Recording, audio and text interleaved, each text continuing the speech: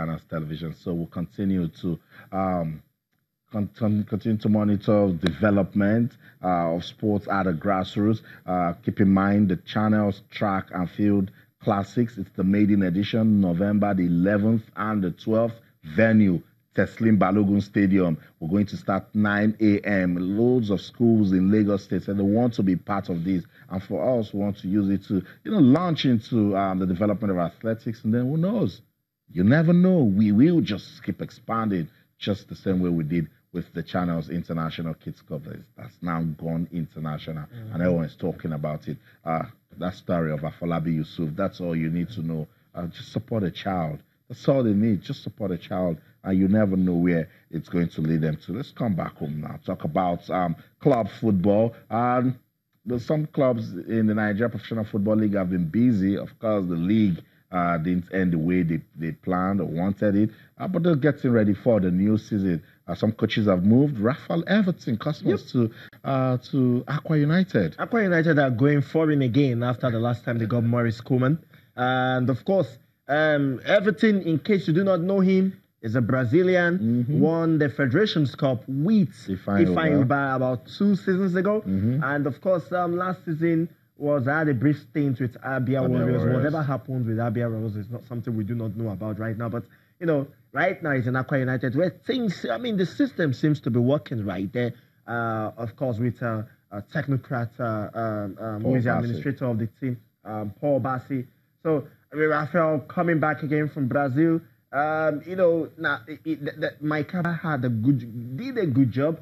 And Raphael, for me, I felt he did a good job. Consistently being on the top 4. That's why I want to comment. So, if he did a good job, why didn't Akwa keep Mike at least with some consistency? Well, contract ended and both sides decided to leave amicably. And of course, Mike found home right now in Plateau United. And, Akwa United felt that, okay, fine, let's, go a bit higher. And of course, got Raphael Everton, who, has made Nigeria his second home. And to an extent, Akwa United have been promising. I think the last 3 seasons they've shown us that they can compete with Raphael Everton. You expect more from them? Well, with Raphael Everton, the jury is still out on Raphael Everton. I mean, even while he was in Ifeanyi, but he was actually an assistant coach before the main coach probably left, and of course he had to take over.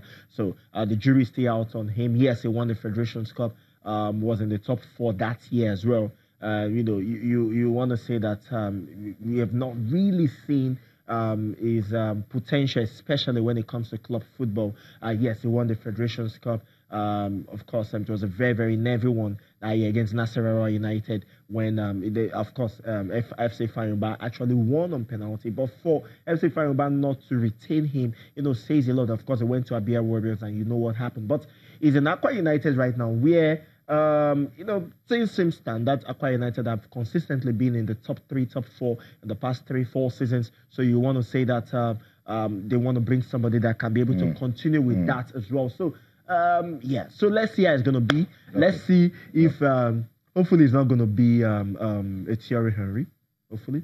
I don't know about that, but Akwa United will be hoping that it's a good, they'll have a good time with new coach Raphael Everton. Let's listen to the new man.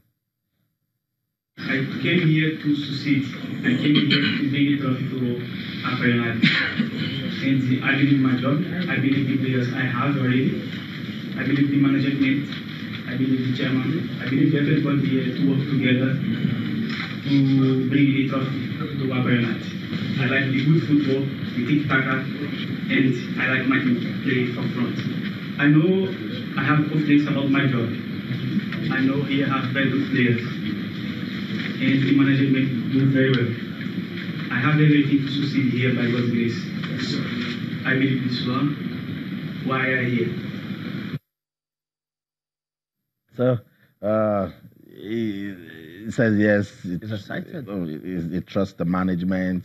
He likes the players, but also knows he has to succeed by God's grace. Yes, certainly. I mean, Akwa United is not one of those teams where they change coaches every time. I mean, Mike was there for over 3 years. Built a structure there, and the structure is pretty much working. And Mike had to move because he probably needed to go higher. So, Raphael Everton coming in, that big shoes of Mike Kaba. Let's see how it's going to work. I feel that everything is going to work out for him because you've got a good team. The team, you've got some of the best players in the Nigerian management. Yeah, very supportive management as well. A management that would, almost not interfere with his work. So let's. He would like the pitch.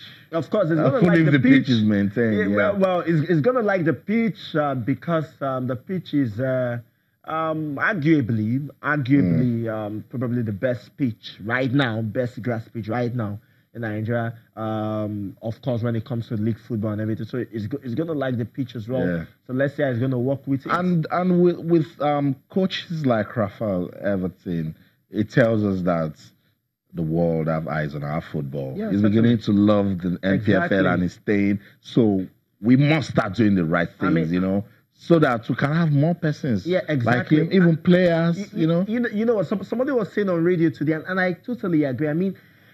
Let's just see this league as a gold mine. The Indian Super League, I'm talking football, not cricket. The Indian Super League started like that, and they brought the likes of Samson Siasia. They brought the likes of JJ Okocha. They brought the likes of Sylvestre. They brought, players that wanted to retire, but just come and play for 6 months. Yeah. And they came, and when they came, and the Indian League is one of the most competitive leagues right now in Southeast Asia. You get, so, if we have the likes of Raphael Everton there, who says we cannot have a big player? Imagine if one of the teams, for example, bring this very huge player that played players in Europe. Like somebody brings an Ibrahimovic, for example. I remember, even at some point, if I had about 4 or 5 Brazilian players. We're talking about known players. Yeah. Now, look at the Angolan league is one of the best in Africa right now because one of the teams invested in Rivaldo for 6 months. Remember Rivaldo? Rivaldo played in Angola for 6 months, and it was like boom for them. Aside that, there was a proper market survey, and they saw that they can win if they invest. Exactly. They've been doing it with basketball, and they entered into football. Exactly. And there you go. They were competing in the semifinals of the CAF Champions League. If the semifinal of the CAF Champions League and they competed well, you need to see the way they play. Yeah. You get. So if it's a matter of the structure, let's build this league. So we need to be on television, build this league, and trust me, if one of the team gets it into their head to bring in one of those, as in an Europe-based player that probably going to retire soon, that's what the MLS did. First, the league should be known. Exactly. First, we should organize a league. Let it start and end. Exactly. Those are the little things, that helps branding. Anyway, we're taking a look at Akwa United and the signing of a new manager in Raphael Everton. Let's listen to Paul Bassi and what he has to say about the signing. Now that we have decided to bring this man here, let's dissolve everything and pray for his success. Because the success is our success. So not to forget that no management plans to fail. No coach plans to lose a match. Sometimes it happens. But the only thing that I've come to believe and I've told this man is that if there's anything that will forgive you, they won't forgive you if you lose a match on this Alo Tough. It's become a taboo to lose a match here. I can forgive you for losing outside, although now the thing has extended. We believe that Akwa United can win matches anywhere. So that's another way to develop the league also. Players, clubs having the mentality that they can win matches anywhere. So I think that's one thing they will say to Raphael Everton. Give us a team that can be competitive anywhere. Yes, I like that. And at the same time, and that is why a question came up right now. And at the same time, give him time to work. Now that's the question. Give the coach time. They pay you money. They want you to bring laurels to the team, and that's what they expect. That's what I'm saying. Give him time. Give him time to work. Now, that's why I want to ask a question. And that's why I want to ask a question. Nobody gives coaches time. Listen to me. That's what I want to ask. Yeah. How many years contract was he given? Is it the usual 1 year contract? Or is it more than a year contract? I think that's an information we do not have right now. But, give him time to work. Or give him that expectation that, okay, fine, I have so and so time to work, so I can relax and work. Not that I have 1 year, and that 1 year will determine, my work will determine if it's going to be extended or not. Even if it's going to be, even if I do well, it might not be extended. And it's something that should my Kaba, straightforward targets. Get us into the CAF Champions League. Make us competitive. So this coaches understand longer time. Well, but with the clauses that some of these coaches have, you're not tying them to your team. So anyway, that's for Akwa United and all of those clubs to sort out with the coaches. The update is that Raphael Everton has been unveiled as the new manager of Akwa United. Abdul Maikaba was there last season. He has gone to Plateau United. So all of those movements we are seeing as we wait for the start of the new MPFL season. But the league before the MPFL has been busy, the Nigeria National League. Let's talk about that one for a minute or two because it got us really talking. The match was supposed to be played at a particular time, but Shooting Star says, look, food poisoning happened in our camp. Players and officials are down. That match didn't happen. But eventually, it was played over the weekend. And it was played in 24 hours. Yeah. It was played and it was... at the University of Benin. At the University of Benin Stadium. That's because the Sam Ogbumedia Stadium is going through renovation. Good. So it was played. So Shooting Stars got the first goal, and then Bendel Insurance. Oh, by the way, that's a beautiful goal scored by Shooting Stars. Yeah. The Bendel Insurance equalized the next day. Rainfall. Thank you so much. So at this point, Shooting Stars already coasting away. It was their last game in the group.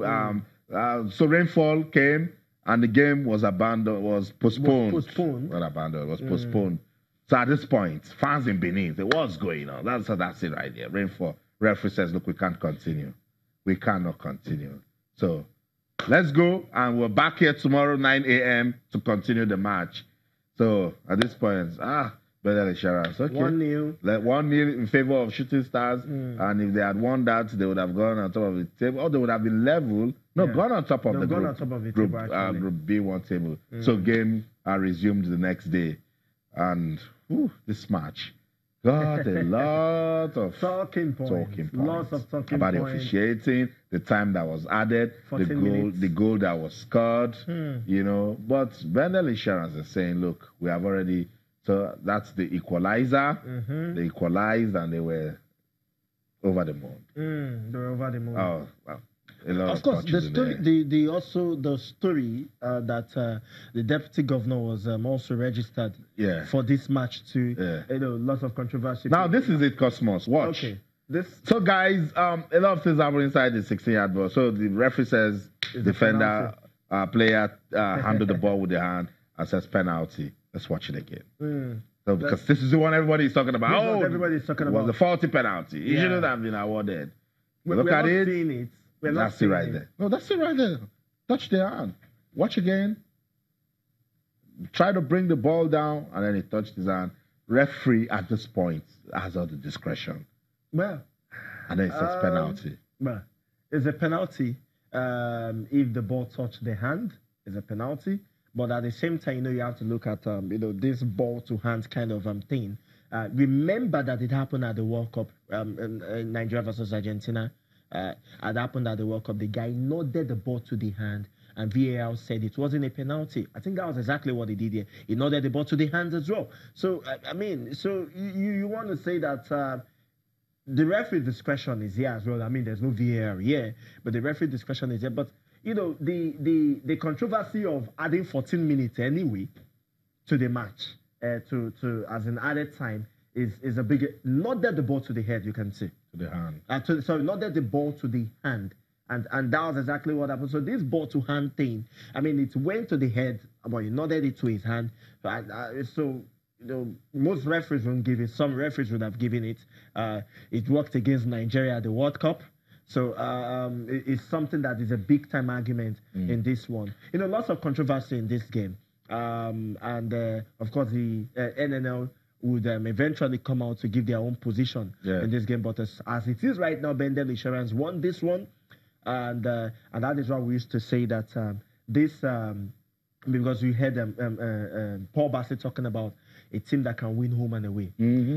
For me, I feel it's psychological and for me, I feel that is one of the reasons for Nigerian teams not to do well in the continent. Yeah. You know, the idea of, okay, if I go away, we'll lose anyway. So Bendel Insurance, they have been celebrating that victory because it puts them in pole position to, you know, qualify for top flight football. But we're waiting for the the leadership of the Nigerian National League to say if we're going to have a playoff or the teams that topped each of the 4 groups will advance to the NPFL. Let's go on this break. When we come back, we'll listen to officials of Bendel Insurance and Coach Agoye, who is really disappointed with what happened right there in Benin. Don't go anywhere. We'll be right back.